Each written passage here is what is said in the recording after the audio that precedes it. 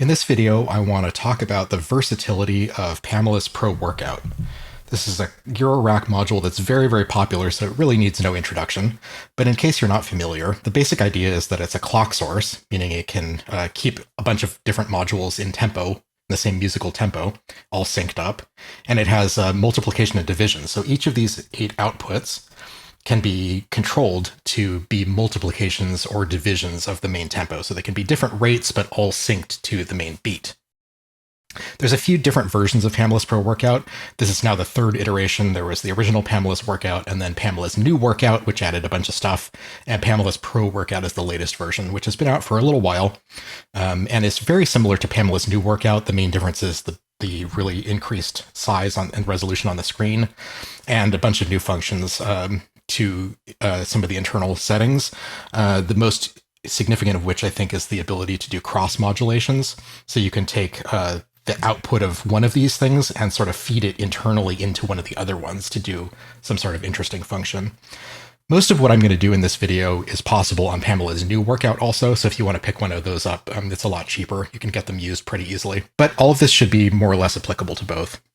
Okay, I have a few things patched up already, and these are the things that are not so relevant to what I want to demonstrate here, but let me quickly walk you through what I've got set up and what we're going to do. So I've got 3 drums over here: Crater, Kraken, and Bacillus Iteritasalia. These are going to do kick drum, snare drum, and hi-hats respectively. And I have these sort of orangish cables that are plugged into the first 3 channels of the Zermixa, which is the mixer I'm going to be using.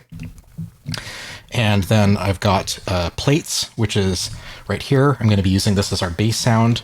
This is patched into the dual dagger stereo filter, but I'm just using it in mono. We're going to use the low pass filter, and then that is going into the 4th channel of the Zermixa. And then we have Rings, the resonator, which we're going to use as kind of our lead voice. The odd and even stereo outputs are patched into the stereo inputs of Beads, which is a granular synthesizer. And then the output of Beads in stereo is going into channel 5 of the mixer. Finally, we've got 2 stereo send and return pairs going from the mixer out and in to the black stereo delay 2, black stereo reverb, and then the final mix output is going into the Mordax data to give us a stereo waveform visualization, and then out into my computer for recording. So that's just to give you a lay of the land, but we're really going to be focusing on Pam because that's what I want to demonstrate here. I also have the Pamela's Pro Workout Expander, this PPX1. What this adds to the base Pam is MIDI out and DIN sync, which are the ability to easily synchronize the clock source from Pamela with an external piece of MIDI gear, either via the MIDI out or DIN sync, which is like a simpler, older protocol. It also has some outputs for like fixed time divisions, so 1x, 2x, 4x, and then divided by 4, divided by 16. The base inputs on Pam can be controlled, so you can set via the software like what you want them to be, but these ones are just fixed. So they're just kind of common values, so that if all you need is like a basic pulse at one of these rates, then you can use the jack on here, and that frees up one of the more versatile jacks on the base unit. Okay, so let's get started. First thing I'm going to do is patch in our kick. I want this to be at 1x, or times 1. So I'm just going to use the expander output for 1x. That's going to be essentially 4 on the floor once per quarter note. We're at 130 BPM. And I'm going to use this because I don't want to do anything special with it. I just want the pulse at that rate. And so I want to leave these open for more advanced use cases. So let's start the clock and bring the level up. Okay, there's Crater acting as our kick drum. So there you go. We've already got our kick drum sequenced by Pam. Let's add in a snare drum now. So I've got this trigger going into the Kraken's head input. For this one, let's use the first main output from Pam, and we're just going to hear it at the same rate initially. See, the modifier for channel 1 is just times 1, which is the same, just every quarter note. What I actually want to do here, let me stop it for a second so it's not so annoying. What I want to do here is actually use Euclidean rhythms, which is a very, very cool feature that Pam has. If you're not already familiar with the concept, Euclidean pattern is one where you give the Euclidean generator a total number of steps, and then you give it a total number of triggers. And the engine will lay out the triggers with even spacing between the number of steps that you've given it, regardless of how that lands in terms of the musical tempo. So you can get sort of complex rotating or rhythmic or kind of just interesting patterns that may repeat in interesting ways or kind of sound semi-random almost. It's just more interesting than like a straight programmed beat. So what we're going to do is we're going to change the modifier to be ×4, which essentially gives us like a quarter note, or sorry, a 16th note divisions. And then I'm going to hold this this button down, and that gives us into the advanced settings for this output. There's a whole bunch of stuff here. We're not going to look at all of it, but definitely a good bit of it. So I'm going to move over to the Euclidean steps page, and I'm going to change this to 16. You'll see as I turn the knob, it fills in the boxes to show how many steps there are. I'm going to make 16 steps, and then we're going to insert on the next page the number of triggers. I'm going to set it to 3. So you can see it's maybe a little small. I'll try to zoom in. But the number of filled in boxes is the number of triggers, and the total number of boxes is the total number of steps. So you can see that when there's 3 of them, there's an even number of sort of spaces between each of the triggers, but they land kind of like off the beat if you think of the first one in each row as being the downbeat.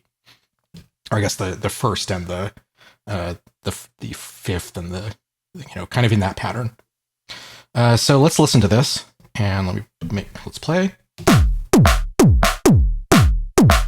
So you can hear that the snare drum is hitting kind of in an irregular pattern. It's not exactly on the downbeats, but I don't actually want the initial snare hit to land right when the bass drum hits. I want it to be kind of a little bit later. So what I'm going to do is go a couple pages over. There's this thing called Euclidean shift, which allows us to keep the same number of steps and the same number of triggers, but shift that the position of those left or right, kind of forward and back in time. So as I turn this, watch the position of those filled in dots, or those filled in boxes.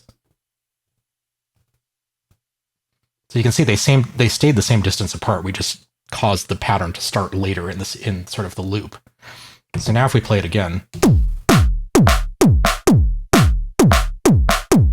they land in a pretty good place with kind of the snare hit coming on the second quarter note, the second kick drum. And I think that's a really good beat to start us out. So we've already got a kick and a snare and just 2 outputs, one of which didn't need any settings at all. Okay, let's go over to the second output, and let's do the hi-hat. For this one, I'm going to use output number 2. And we're going to do the same thing. We're going to set the grid to ×4, which is quarter notes. And on this one, let's bring this in so we can hear it.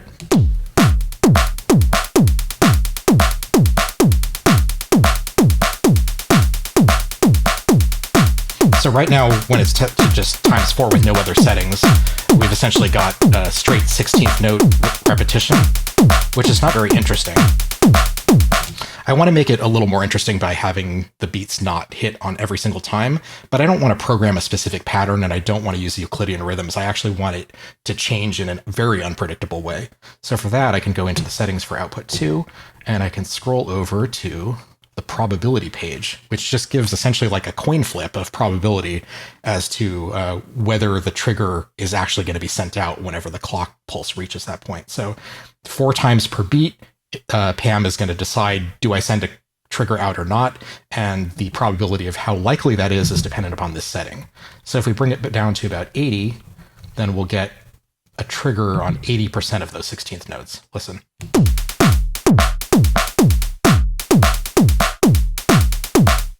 But it's not looped. So the pattern will never repeat in exactly the same way. It gives it kind of a more natural, more interesting feel. And we can bring this probability down even lower if we want more sort of gaps between the hi-hat hits. So we really have a lot of control over the sound of it with just this one setting. You can make them very rare, or just little accents.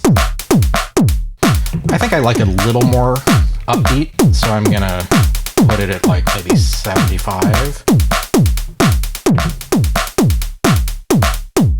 I think that sounds good. So there you go. We've got kick, snare, hi-hat in like a pretty interesting pattern with just this one module and its expansion with 3 cables. I mean, I didn't even need the expansion for this. I could have used one of these in its default settings, but I'm going to need these for later. Okay, so there's our rhythm section. Let's bring in some melodic parts. As I mentioned, we're going to use plaits in the first pair of classic waveforms mode to be our bass. And let's plug that in. So I'm going to take the third, take a cable to the third one, or the third output to the trigger. Actually, I could use a shorter cable for this. This should work. Third output to the trigger. And now let's play. Bring that in. All right, so we just got the 1/4 note. Let's speed that up a little bit, maybe do 1/8 notes. Okay, cool. So now we've got just a single note bass line. But we want to change the pitch too to make something more interesting. And this is one of the very cool features of PAM, and the first one that we're going to look at other than a trigger, which is it can send CV with differing amounts. And so if we go over to the fourth output, let's set the modifier to the same rate for the moment. And we'll go into the extra settings. And then you see this shape is the first setting. The default shape is just a gate. So like a gate or a trigger, the voltage is either high or it's low. But if I click and turn, I can set a whole bunch of different patterns for what voltage is actually sent out when one of these triggers happens. And the second to last one, this guy right here, is actually stepped random voltages. So every time the trigger happens, it's going to send a different voltage, completely random. And it could be, it's not just high or low. It's like literally any voltage. We don't know what it's going to be. So if I stick a cable from the fourth output into the volt per octave, now let's listen. So now we're just getting random pitches. Every time 3 sends out a trigger, then 4 also sends out a different voltage for a different pitch. But that just doesn't sound very musical, even though it's more interesting than just one note. And the reason for that is because it's literally just any random pitch. It's not necessarily a pitch that makes any sense in a musical context. So this brings into play one of the other awesome features of Pamela's Pro Workout, which is quantization. So I can scroll to the last page, and there's a quantize function. And what this can do is it can actually take those voltages and snap them to even divisions that cause them to be in a particular musical scale. So by default, they're not quantized. We're just getting total randomness. But look at that. The first setting is the major scale, and there's a little sort of picture of a piano keyboard with 1 octave range to show us which of the notes are active. So like kind of the dots mean that the white notes are active, and the filled in black keys mean that the black keys are active. And you can change to all these different scales. Look at all this stuff that's built in. Pretty impressive. There's even user scales, so you can program your own. In this case, because I'm going to be playing 2 different melodic parts without any, with essentially just random sequencing, I want to make sure that any note on the bass will sound good with any note in the lead. And for that reason, I'm going to use pentatonic minor, which doesn't have sort of the main notes of the scale that give it its quality, and so everything will sound good together. So we're going to do pentatonic minor, and let's listen to it again. Okay, it's a lot more musical than before. But there's still kind of a problem, which is that the range of the notes is really big. Like the lowest note is very low and the highest note is very high, and it sounds kind of random and robotic. So another thing we can do with PAM is attenuate the signal. If we go over to the level page, the level is the amplitude of the signal that's going out. And as we bring it down from 100%, it'll squash it vertically, which essentially changes the range of the pitches that are being sent out. So listen to the sound as I bring the level down. We're going to bring it all the way down to about 30%, which translates to about 1.5 octaves in musical pitches.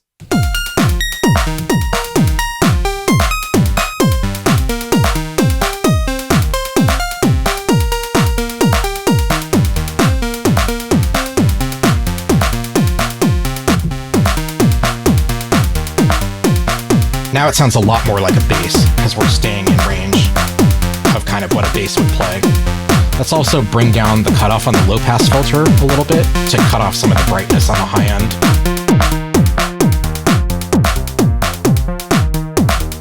Change the shape a little bit. Bring up the volume a little bit. Okay, there you go. There's a bass line. Now, there's one other thing about this that doesn't make it sound very musical, and that's that it's totally random, and it's just randomness forever. Usually in music, we have sections that repeat, and that allows the listener to sort of get to know a sequence, and so they recognize it when it repeats, and that kind of is something that we enjoy. And you can do that, even with the randomness of this. So if we go back into the settings, we can scroll over to loop beats, and what this will do is it'll allow us to set a number of beats that a looped sequence will last for, and after that number of beats, it'll play back whatever the previous section of that number was. So I'm going to set it to 8, so we'll get essentially 8 quarter notes or 2 measures worth of loop, and when I play this, it's going to randomize the first 8 notes, and then continue to play back those same 8 over and over.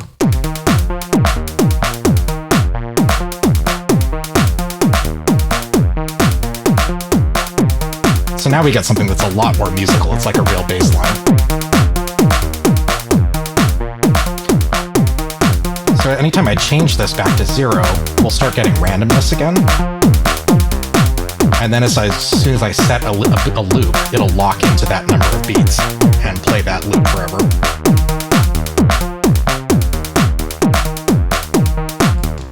But that can also get a little boring if we're just hearing the same 8 beats repeat forever. What would be more interesting if we got a couple of repeats, but then the pattern changed. So we want it to change every so often, but have a couple of repeats in between. And we can do that with a really cool feature of PAM, which is the cross modulation. This is specific to Pamela's Pro workout. So this won't work with the older version, Pamela's new workout. What we're going to do here is actually self-patch PAM. We're going to send one of its outputs back into its input and then use the cross operations to tell it what that input should do. So what we're going to do is we're going to take a signal from this divided by 16 output on the expander, which is, I guess, like once every 4 measures. And we're going to stick that into the CV1 input above. And then in the settings for output 4, which is our pitch, we're going to scroll over to cross operation. And we're going to set how we want this external signal to affect this track. Because you can see there's a whole bunch of different operations that we can use. The one that I want to use here is at the very end. It's called seed. What seed will do is it will essentially tell the random generator to restart its randomness. So this will essentially clear out the sequence that's in the looped buffer and cause it to generate a new sequence that lasts another 8 beats and then loop that. So we'll have, I guess, a couple of loops of this 8-step sequence that we've looped, and then this trigger will come in and cause it to start a new one. So we'll get 2 repeats of 8 beats and then a new sequence, 2 repeats of 8 beats. So it'll change every 4 measures. What we do need to do in addition to setting seed is you can see there it's a source out 1, change to the next page, and then this lets you set which of the other jacks is the input for that cross operation. And you can set any of the 8 or an external one. So you can see if I scroll through, I can do this. You can even patch an output to itself. In this case, I am going to patch it to CV1, or maybe in 1 is what I want. Not sure I don't remember what the difference between in and CV is. Let's listen.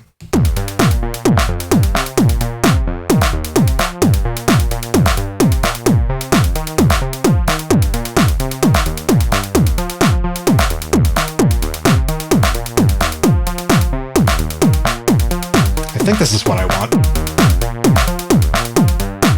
I'll have to double check the manual, but I think what it means is that in just takes the trigger and ignores the value. But I could also set this to like CV. You can see that little meter there where it's actually showing how high the signal coming in is. And that can be useful for modulation where you're actually changing things over time in a way where you want to hear the differences between each point in sort of a more precise way. But here we only care about triggering the signal. So I think I'm going to set it to in 1. There's 2 inputs.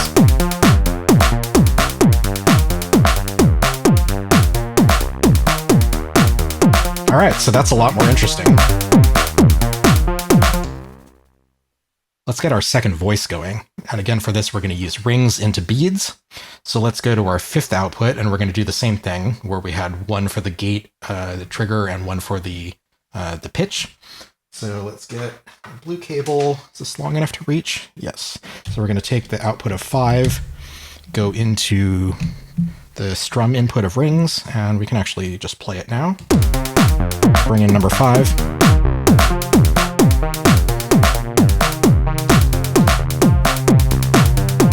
So we're just kind of hearing one note right now.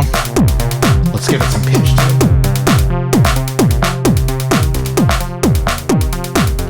I'm going to do exactly the same thing here on output 5, or on output 6 rather. We're going to change the shape to stepped random.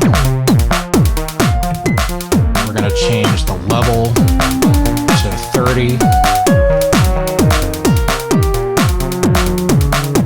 And we're going to change the quantization to pentatonic minor. There we go.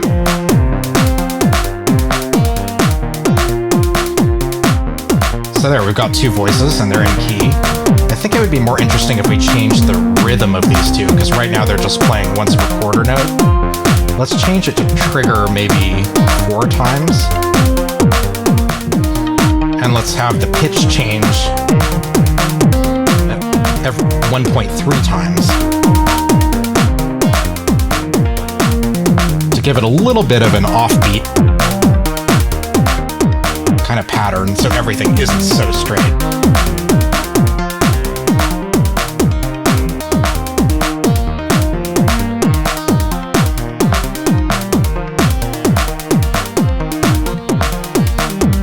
Let's turn off these other ones for a second so you can hear more clearly. You hear the kind of click of the 4x, but there isn't a new pitch for every single kind of attack. I can turn this to 2.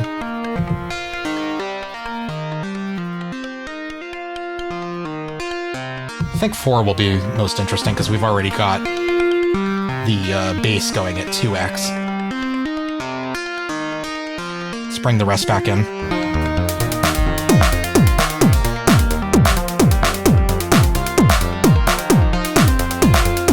And how about we bring in beads too?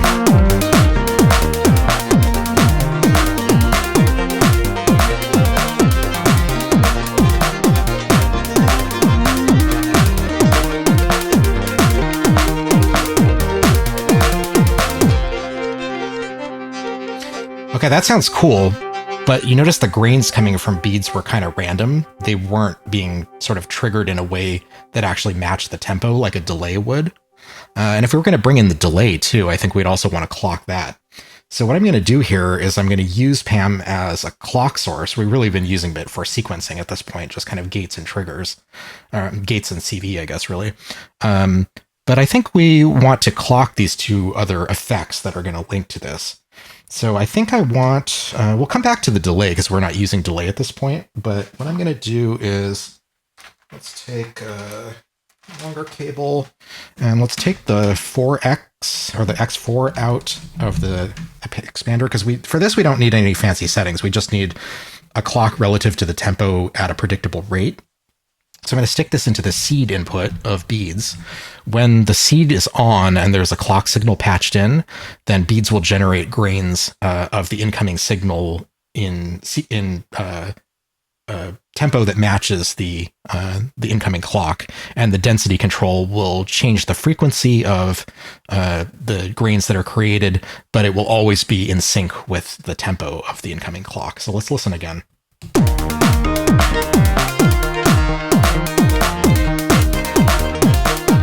So I can make them more frequent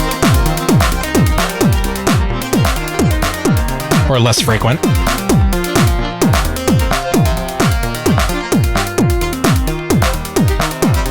But it's always in tempo.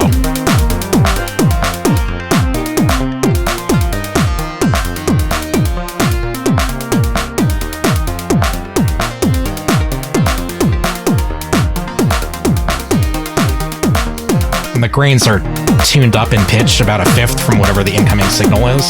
So we get a little bit of a sense of a chord too. And make the grains a little longer so we can hear them ring out. Add a little feedback. Sounds pretty good.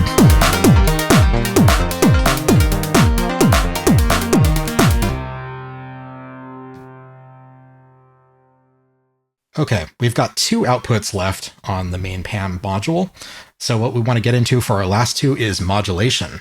We want to send some CV sources that we can use to modulate the parameters of our other instruments and get something that's really more alive and more interesting that changes over time. So on output 7, I showed you this shape setting, and we used it to change from the default sort of gate signal to a stepped random voltage, but there's a whole bunch of other ones that you can use. And for some classic modulation, let's use a triangle wave on output 7, and we'll use a sine wave on output 8. And then let's also change the rate of these. I want them to be pretty slow in relation to how fast these other outputs are, where they're all multipliers. Let's make this a division.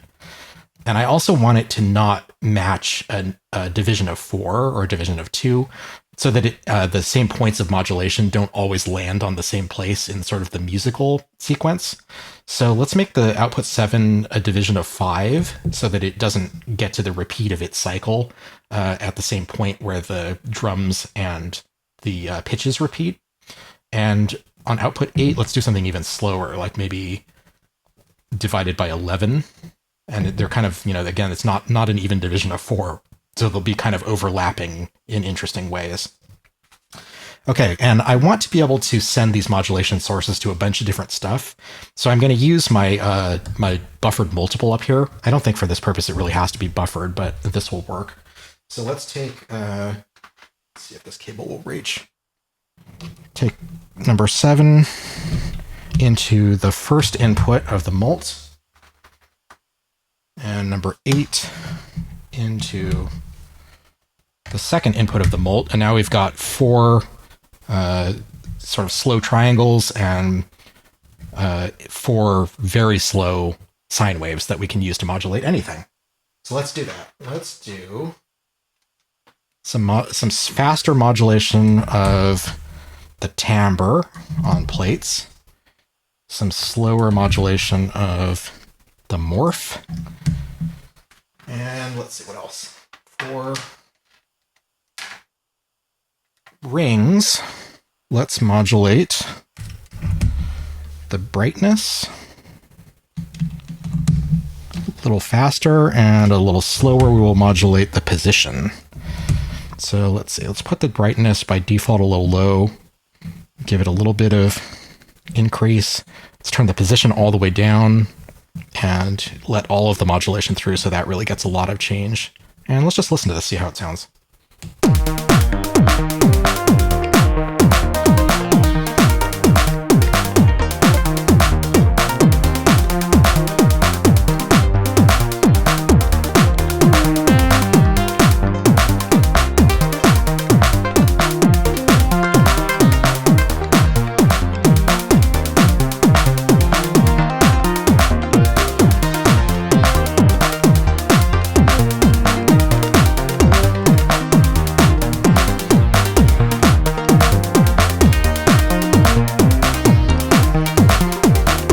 That is definitely more interesting.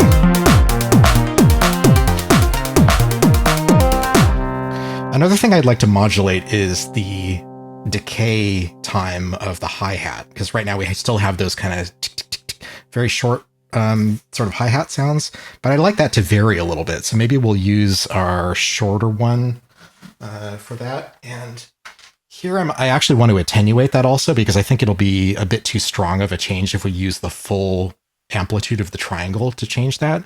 So I'm going to send one copy of this shorter waveform into the Quadratt, and let's take a long green cable and send this, the output of that attenuator, into the decay of Basimilis, and let's bring up the attenuation and see how that hi-hat sounds.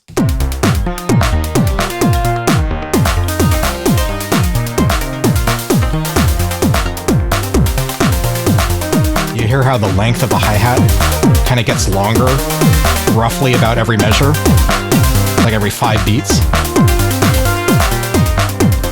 If we turn it up a lot, you'll really hear it more pronounced.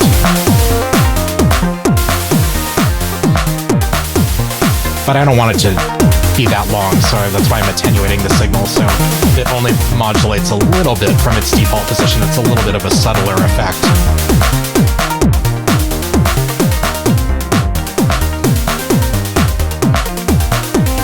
Let's do the same thing with the cutoff of the filter.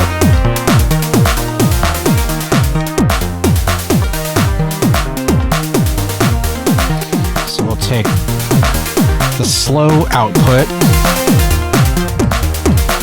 into the second channel's input, and then I can do this one. The output of the attenuator into the low-pass filter. Let's turn off the other instruments so we can just hear how that affects the bass.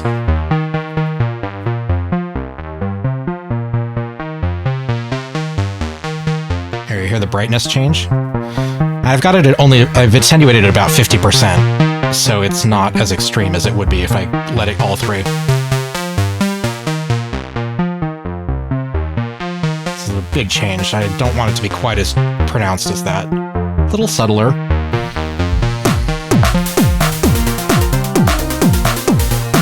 But that sounds pretty good.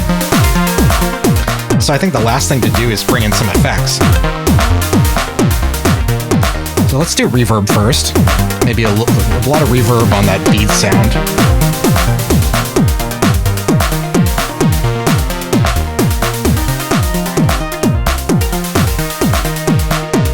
And a little bit on the bass. And a good amount on the hi-hat. And a bunch on the snare.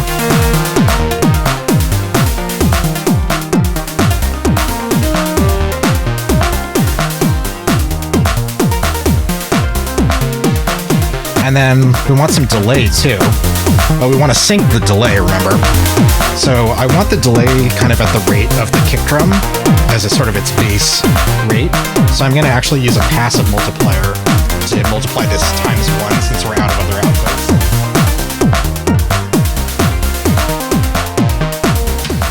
Let's take this out for a second. Stick this cable in.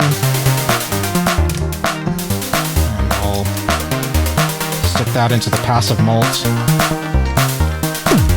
Kick drum is back, and then we'll use this guy out to the sync input of my delay, and then let's start sending delay. So let's send beats to the delay.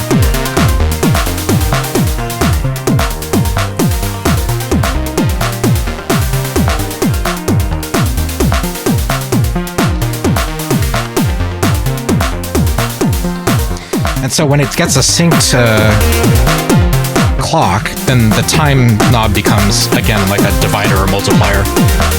So we can change the rate of the repeats, but it'll always be synced to the tempo of Pam. Maybe a little bit of delay on the hi-hat too.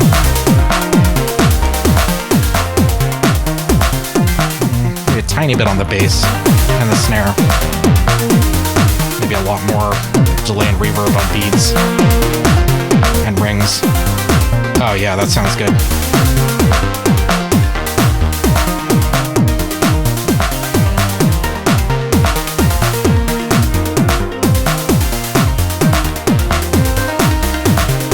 So there you go.